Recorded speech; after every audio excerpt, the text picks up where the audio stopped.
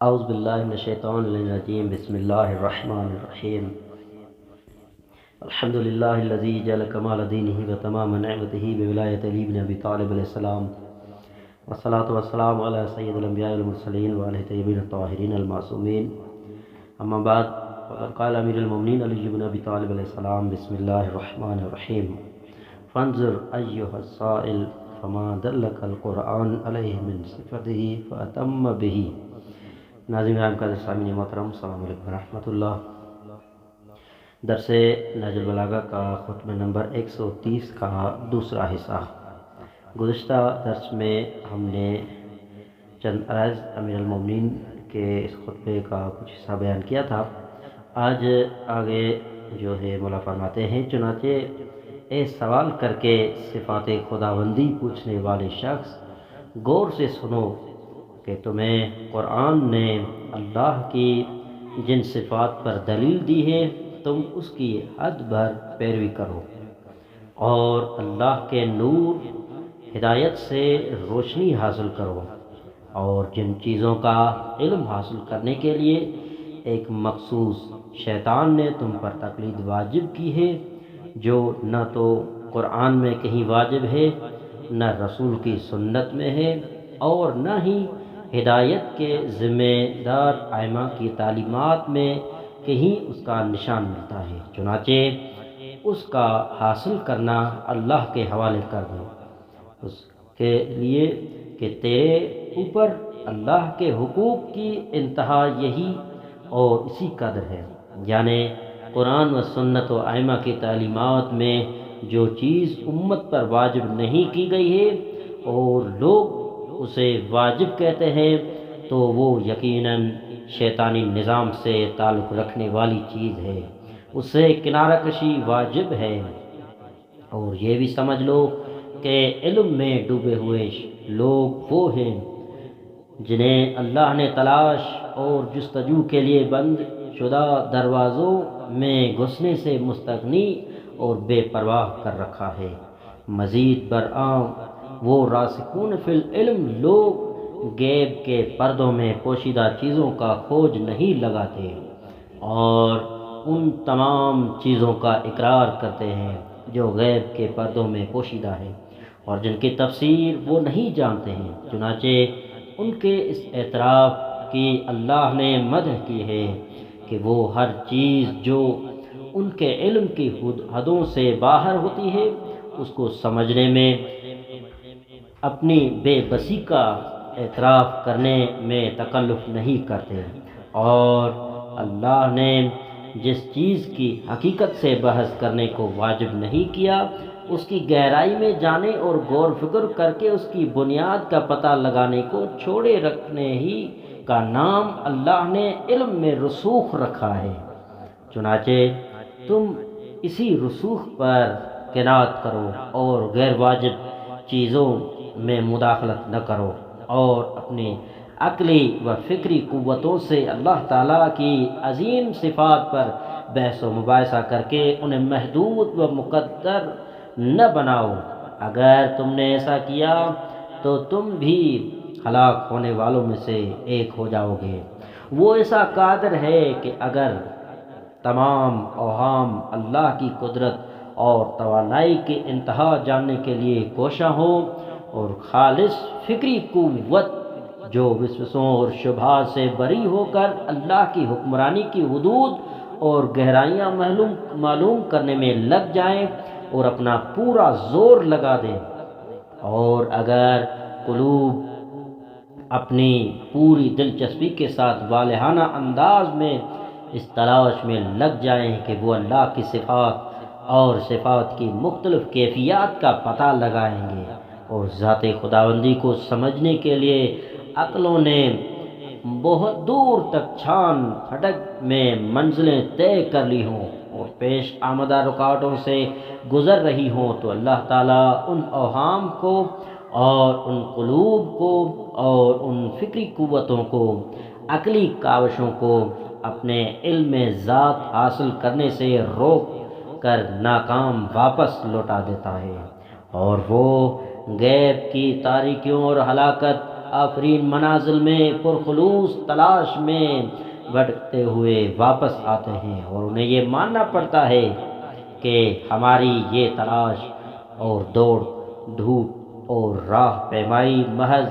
خبتی پن تھا، اور اس کا دار و مدار محض شبہات پر تھا، اور اس طرح کی بے راہ رویوں سے اللہ کی معرفت اور حقیقت کا پتہ نہیں چلا جا سکتا، اور نہ ہی فکر و عقل کی قد و کاوش سے تلاش کرنے والوں کے دلوں میں اللہ کی عظمت و جلال پیدا ہو سکتا ہے، اور نہ ہی ایسی کوششیں کسی حقیقت کو کھول سکتی ہیں۔ لہذا اللہ تو وہ ہستی ہے جس نے تخلیق اور مخلوقات کی ابتدا بلا کسی مثال کو اپنے سامنے بطور نمونے رکھ کے کر کے کی ہے، اور نہ ہی کسی پہلے سے موجود خالق کی بنائی ہوئی چیزوں کی مقدار اور شکل و صورت کی نقل کر کے یہ کائنات اور مخلوقات کی پیدا کی ہے، اور اس نے تو اپنی قدرت اور حکمرانی کی قوت سے یہ سب کچھ بنا کر رکھ دیا اور ہمیں دکھایا ہے، اور اس کی پیدا کردہ عجائبات اپنے منہ سے اس کی حکمت کا خود اعلان کر رہی ہے، اور تمام مخلوقات کی حاجتوں، ضرورتوں اور ان کے بے بسی سے ان کی ضرورتوں کے پورا ہونے کے اعتراف سے اللہ کی گرفت اور اختیار اور قوت کا پتہ چلتا ہے۔ ان بولتے ہوئے حقائق اور قائم شدہ حجتوں سے ہم پر اپنی معرفت واضح کی ہے اور ہماری رہنمائی کی ہے، تاکہ ہم اس کے وجود و قدرت کی طرف متوجہ رہیں۔ اس کی پیدا کردہ عجیب و غریب چیزوں میں اس کی کاریگری کے نقوش اور اس کی حکمت کے آثار بالکل نمایاں ہیں۔ چنانچہ جو کچھ بھی اللہ نے پیدا کیا ہے اس میں سے ہر چیز اللہ کے لیے حجت بن کر رہ گئی ہے، اور ہر چیز اس کے وجود اور صفات کی دلیل ہے، خواہ وہ خاموش اور بے زبان مخلوق ہو یا بولنے والی مخلوق ہو۔ چنانچہ ہر مخلوق اللہ کی تدبیر اور حکمت پر بولتا ہوا ثبوت ہے، اور خالق کے عالم کے وجود قدرت پر اس کی رہنمائی ہر وقت ثابت اور برقرار ہے۔ چنانچہ میں شہادت دیتا ہوں کہ جو کوئی تجھے تیری ہی پیدا کی ہوئی مخلوق سے تشبیہ دیتا ہے اور تیری مخلوق کے مختلف اعضاء اور اعضاء کے جوڑوں کو بنانے اور ملانے اور رہنمائی عطا کرنے کی کارسازی کے باوجود تجھے انہی کی مثل سمجھتا ہے، تو در حقیقت اس نے نہ تو مخلوق کی تخلیق میں تیری حکمت اور کاریگری کو سمجھا، اور نہ ہی اس کی ضمیر کی گہرائی تیری معرفت حاصل کر سکے، اور نہ ہی اس کے قلب میں یہ یقین سما سکا کہ تیرا کوئی شریک و سہیم یعنی حصہ دار نہیں ہے، یعنی موحد کہلاتے ہوئے بھی برابر مشرک رہتا چلا گیا، اور گویا اس نے شیطان کی اتباع کرنے والوں کا یہ تبرئی والا قول بھی کبھی نہیں سنا جو انہوں نے اپنے رہنماؤں سے کہا تھا کہ خدا کی قسم ہم تو بالکل کھلی ہوئی گمراہی میں مبتلا رہے، اس لیے ہم نے تمہیں ساری کائنات کے پروردگار کے مساوی کیے رکھا۔ وہ عدل کے قائل لوگ جھوٹے ہیں، اس لیے کہ انہوں نے تیری تشبیہ اپنے بتوں سے دی ہے، اور یعنی وہ لوگ اپنے بتوں اور لیڈروں کو بھی اللہ ہی کی طرف واجب الاطاعت سمجھتے ہیں، اور اپنے وہموں کے سہارے تجھے وہی مقام دیتے ہیں جو انہوں نے مخلوق کو دے رکھا ہے۔ ساتھ ہی وہ مسلمان اپنی فکر و خیالات سے تجھے بھی باقی مادی اور جسمدار چیزوں کی طرح قابل تجزیہ سمجھتے ہیں، اور اپنی ناقص عقلوں سے تیرے لیے بھی مختلف اعضاء و قوتیں تجویز کی ہوئے ہیں، یعنی قریشی قسم کے مسلمان توحید خداوندی پر ایمان رکھتے ہوئے بھی اللہ کے لیے اپنی طرف سے اعضاء اور بدن کے حصے مانتے ہیں۔ یہ میں یہ بھی گواہی دیتا ہوں کہ جس کسی نے بھی تجھے تیری پیدا کی ہوئی کسی چیز کے مساوی قرار دیا، اس نے تیرے عدل کے خلاف اپنا عدل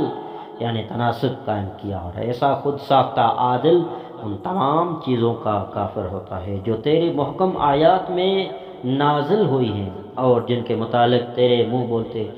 گواہ اور حجتیں بیان دیتی اور ثبوت فراہم کرتی رہتی ہے۔ اور یہ بھی شہادت دیتا ہوں کہ تو ایسا اللہ ہے کہ جس کے عقلوں میں گنجائش اور سمائی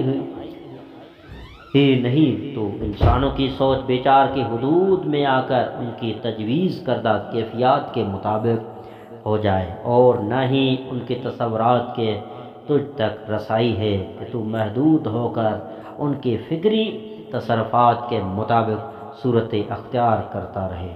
اللہ نے جو کچھ پیدا کیا ہے اس کی بقا اور وجود اور فنا کے لیے تقدیر مقرر کر کے اسے مستحکم کر دیا ہے، پھر اس کی کائنات میں رہنے اور اس کی منزل کی طرف بڑھنے کی ضروری تدبیریں کہیں اور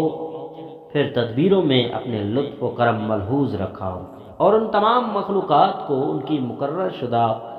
راہ پر لگایا، چنانچہ انہوں نے اپنی منزل سے تجاوز نہ کیا اور مقررہ حدود میں رہے، اور نہ انہوں نے اپنی منزل اور انتہا تک پہنچنے میں کمی کی۔ جب بھی انہیں اللہ کے ارادے اور مقصد کو انجام دینے کا حکم ملا تو انہوں نے بجاوری کو دشواری نہ سمجھا۔